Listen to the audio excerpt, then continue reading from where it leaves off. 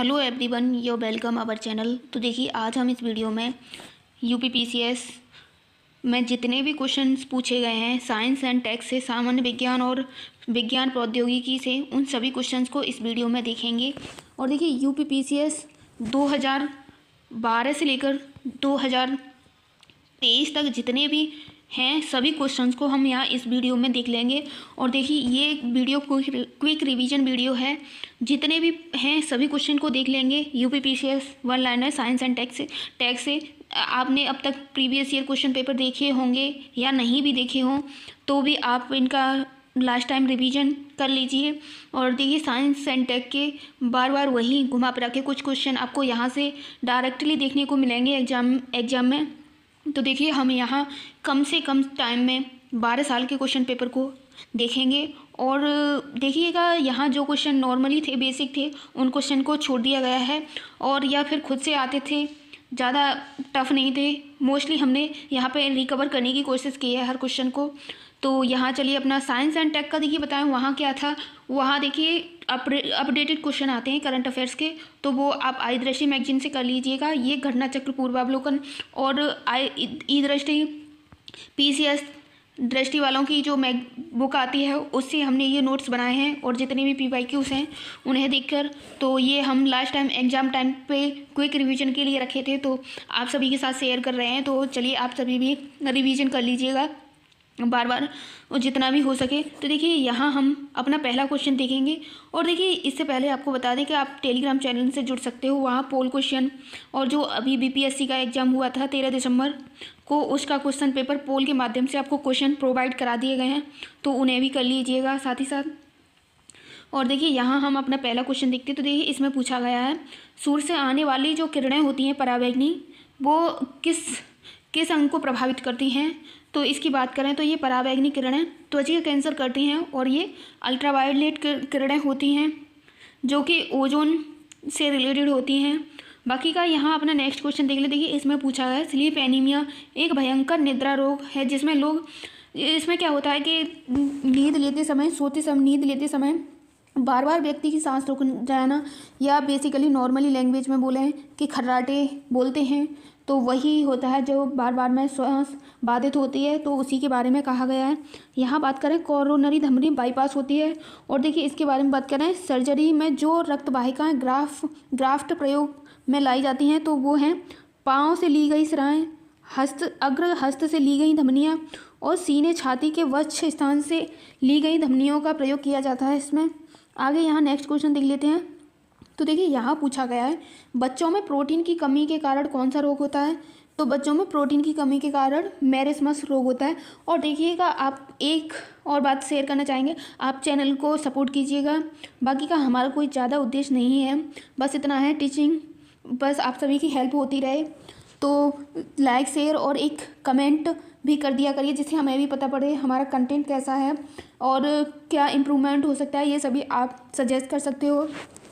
तो जितने भी टेलीग्राम ग्रुप से जुड़े हुए हैं मेंबर देख रहे हैं, वो सभी प्लीज़, और जितने भी यूट्यूब फैमिली है, सभी एक कमेंट पॉजिटिव कर दिया करिए। तो चलिए, यहाँ अपना नेक्स्ट क्वेश्चन देख लेते हैं। देखिए, यहाँ पूछा गया है कि मलेरिया किसके कारण होता है। तो मलेरिया की बात करें तो ये प्रोटोजोआ के कारण होता है। और देखिए, मलेरिया के बारे में एक बेसिक जानकारी जो करंट अफेयर से रिलेटेड है, आपने अगर आई दृष्टि मैगजीन करी होगी तो वहाँ आपने देखा होगा कि मलेरिया मुक्त करने की घोषणा, भारत की बात करें तो ये 2025 का लक्ष्य रखा गया है। वहीं विश्व की, वर्ल्ड की बात करें इसे लेकर, तो इसका लक्ष्य 2030 तक मलेरिया मुक्त करने का रखा गया है। तो ये भी अब देख लीजिएगा। और बाकी का यहाँ अपना नेक्स्ट क्वेश्चन देखते हैं। तो देखिए, इसमें पूछा गया है, बायोलॉजिकल रिफ्रेशिंग एक आधुनिक शल्य तकनीकी है जिसके द्वारा उपचार किया जाता है। तो इस तकनीक, बायोलॉजिकल रिफ्रेशिंग तकनीक के द्वारा घुटनों के जोड़ों का इलाज किया जाता है। यहाँ नेक्स्ट क्वेश्चन देखें। तो इसमें पूछा गया, अस्पताल में किस विभाग में कैथ लैब होती है। तो कैथ लैब किस विभाग में होती है, ये कार्डियोलॉजी विभाग में होती है। और देखिए, यहाँ बात की गई है कि सूर्य के अदृश्य भाग का से प्रकाश संश्लेषण किया जाता है, तो ये बैक्टीरिया द्वारा किया जाता है। और देखिए, यहाँ ये क्वेश्चन एग्जाम में मिलान करने के लिए पूछा था, प्लेग किसके कारण होता है। तो ये जीवाणु के, और एड्स विषाणु के, और वहीं गंजापन की बात करें तो ये कवक से होता है। और यहाँ अपना नेक्स्ट क्वेश्चन देखें। तो सेरेब्रल पाल्सी एक मस्तिष्क संबंधी विकार है जो छोटे बच्चों में होता है। और यहाँ अपना नेक्स्ट क्वेश्चन देखिए इसमें पूछा गया है कुछ समुद्री जंतु एक कीट अंधेरे में अपने शरीर से प्रकाश उत्पन्न करते हैं, उसे क्या कहा जाता है? तो ये बायोल्यूमिनेसेंस एक वो है, उसे उत्पन्न करते हैं जिससे इनके पंखों से अंधेरे में प्रकाश उत्पन्न होता है। वहीं बात करें यहाँ नेक्स्ट क्वेश्चन की, इसमें पूछा है स्त्रियों में रजोनिवृत्ति के बाद कौन से हार्मोन समाप्त हो जाता है, उत्पादन समाप्त हो जाता है? तो ये एस्ट्रोजन हार्मोन का बनना समाप्त हो जाता है। यहाँ अपना नेक्स्ट क्वेश्चन देखते हैं। तो देखिए इसमें पूछा गया है विस्फोटक पदार्थ नहीं है, तो नाइट्रोक्लोरोफॉर्म एक विस्फोटक पदार्थ नहीं है। वहाँ पे 3 ऑप्शन दिए थे जो थे और एक नहीं पूछा था, तो नाइट्रोक्लोरोफॉर्म एक पदार्थ नहीं है विस्फोटक। यहाँ अपना नेक्स्ट क्वेश्चन देखिए इसमें पूछा गया है एक कृत्रिम उपग्रह में विद्युत ऊर्जा का स्रोत क्या होता है? तो ये सौर सेल होता है। यहाँ नेक्स्ट क्वेश्चन की बात करें तो क्लोरोफिल किस में होता है? तो ये मैग्नीशियम पत्तों में पाया जाता है पौधे के। यहाँ पीतल की बात करें तो ये तावा होता है, पीतल में मिला के बनाया जाता है इसे। और देखिए यहाँ बात की गई है होमी भाभा पुरस्कार किस क्षेत्र में दिया जाता है? तो इसकी बात करें तो ये नाभिकीय ऊर्जा के क्षेत्र में दिया जाता है। यहाँ नेक्स्ट क्वेश्चन है ध्वनि तरंगें नहीं चल सकती, तो ये ध्वनि तरंगें निर्वात में नहीं चल सकती हैं। और यहाँ देखिए ये क्वेश्चन पेपर 2013 का है, ये हमने जो अभी डिस्कस किया है ये 2012 में पूछे हुए साइंस एंड टेक से क्वेश्चन थे।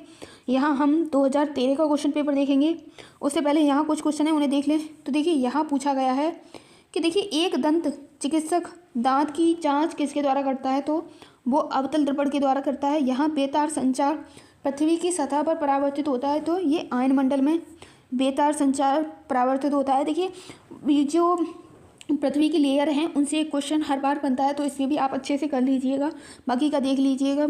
ओजोन परत रिलेटेड पूछा हुआ या कुछ और भी हैं। यहाँ देखिए एमिनो अम्ल टायरोसिन है, तो ये क्या क्या उत्पन्न करता है? तो ये ऊर्जा के स्तर को बढ़ाने में सहायता करता है। और ये किसमें है? ये भावनात्मक पर्यावरणीय दबावों का सामना करता है, ये उदासी से लड़ सकता है। टायरोसिन एंजाइम होता है जो। यहाँ अपना नेक्स्ट क्वेश्चन देखेंगे। तो देखिए यहाँ पूछा गया है कि किस स्तर डेसिबल में से अधिक की ध्वनि खतरनाक हो सकती है? तो ये 80 डेसिबल से जो ध्वनि अधिक की होती है वो खतरनाक हो सकती है। यहाँ देखिए टाइगर मच्छर के बारे में पूछा गया है, तो जापानी एंसेफेलाइटिस से होता है ये टाइगर मच्छरों द्वारा जो रोग होता है। यहाँ टेलीविज़न के दूरस्थ नियंत्रण विद्युत चुम्बकीय विकिरण है, तो ये अवरक्त हैं।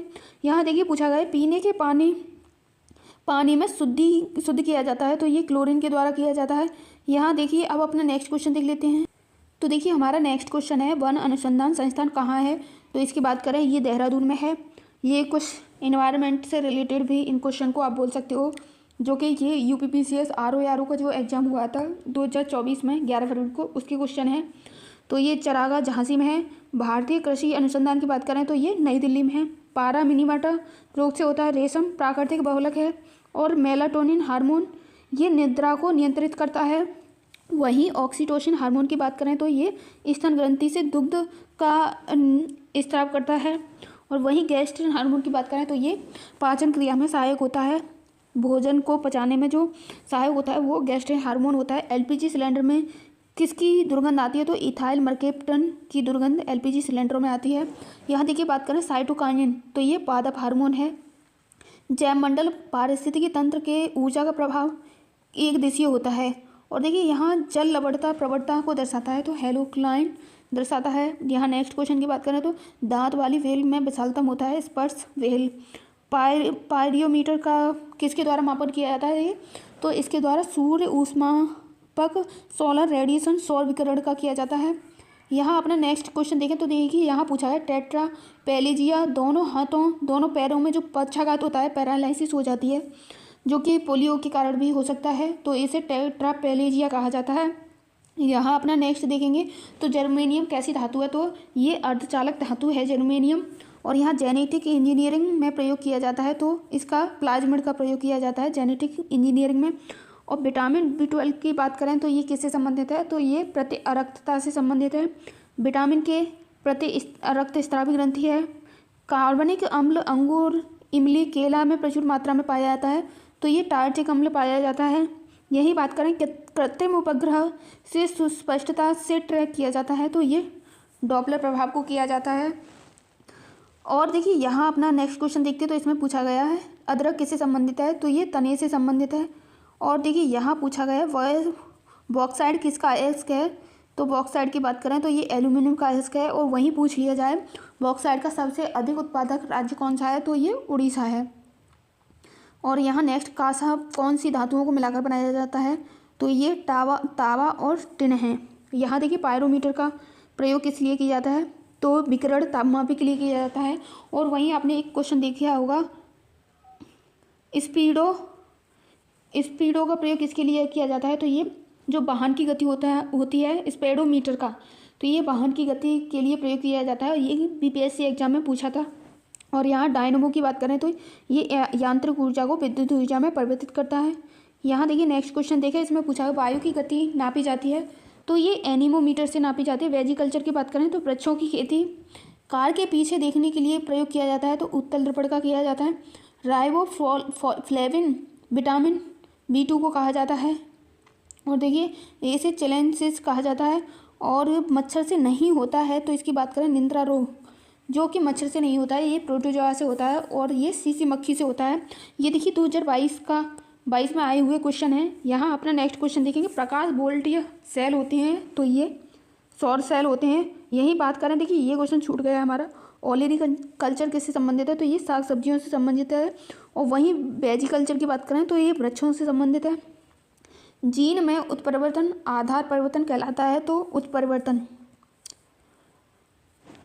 अब अपना नेक्स्ट क्वेश्चन देखें, तो यहाँ पे पूछा गया है कि श्वेत रक्त कोशिकाओं की संख्या में वृद्धि होती है, तो ये ल्यूकेमिया के कारण होती है।